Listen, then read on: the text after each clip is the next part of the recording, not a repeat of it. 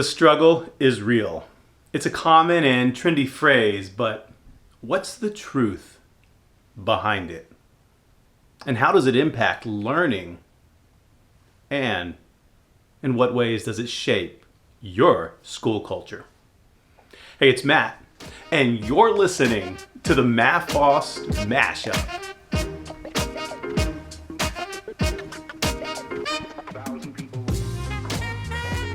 Hello and welcome to this week's episode.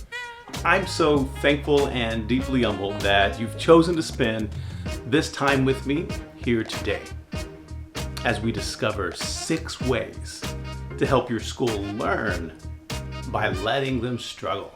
That's right. We're talking about permission to struggle. Let's jump right into it. For teams, it's the fringe of conflict where creativity is found. For individuals, it's in the struggle where learning occurs. However, no one wants to be embarrassed about a struggle. No one deserves to be shamed for a struggle.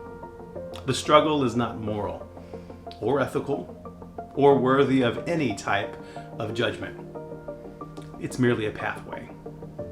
In classrooms, students will not ask, but they need permission to struggle. This is the same for your leading teachers. Give permission to struggle and ask when and how to offer support. Watch the discoveries unfold. Now, what does this mean? The struggle, what does it mean for your biology? What does it mean for you as a human and for the group of humans that make up your school culture? We'll answer these questions and look at 6 ways to help your school learn in the struggle right after this quick break.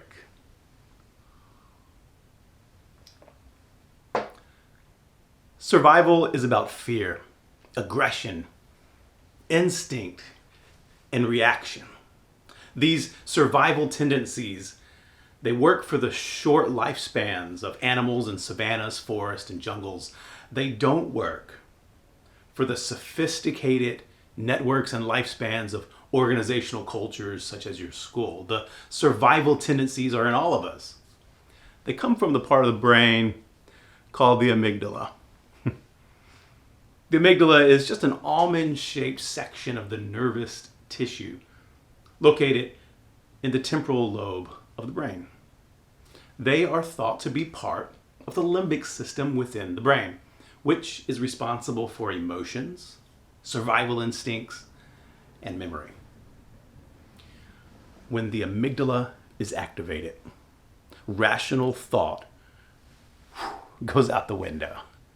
Short-sighted thinking prevails, and relationships suffer.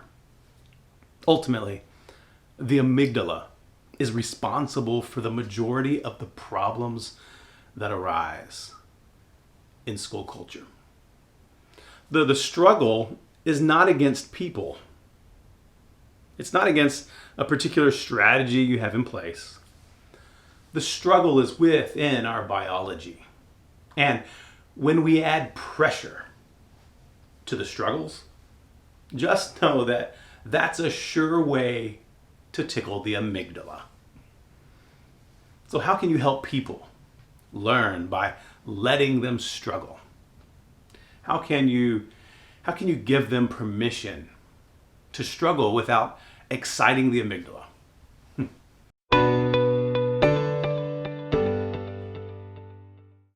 6 ways that you can help them learn through the struggle. Number 1, share stories of your own struggles. We've all been there. Number 2, plan for the struggle so people aren't paralyzed by failure. I used to coach a Little League basketball team, and we didn't just draw up plays because they rarely worked. We always created a plan B. Great schools, they work a plan, they have a plan, but they also talk about plan B along the way. It shows that struggle is a part of the process and that your culture is open to learning from it. Number 3, help your people work as long-term investors. Investors in ideas and career moves. Long-term investors, they don't care about every win, trade, or position. They develop portfolios where wins and losses average out and slowly adjust towards the winners. Number 4, if a teacher or team is struggling, your job is to show them the vision for the right path. Sometimes people simply struggle because they lose sight of the target, or they merely need hope that they can actually reach the target. That's why it's called leadership. Number 5, culture is built on the back of heroes, and the best heroes have the most intense failure and struggle stories. Showcase the stories of the heroes on your campus, but don't just show the wins. Tell the stories of the struggles that happened along the way. Number 6, be quick to encourage failure. Often we think of a program or we think of a teacher and we wonder if they're failing. We were concerned about it.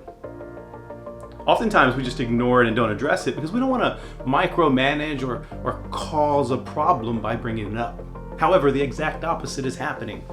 Instead, be quick to recognize something that's failing. It's okay. Encourage learning from the failure, and facilitate a way forward. Everyone is happier and more productive when we move to success or simply pull the plug. That's it for my 6 ideas for helping your people learn from their struggles. I encourage you to give yourself permission to struggle and give your people the same permission.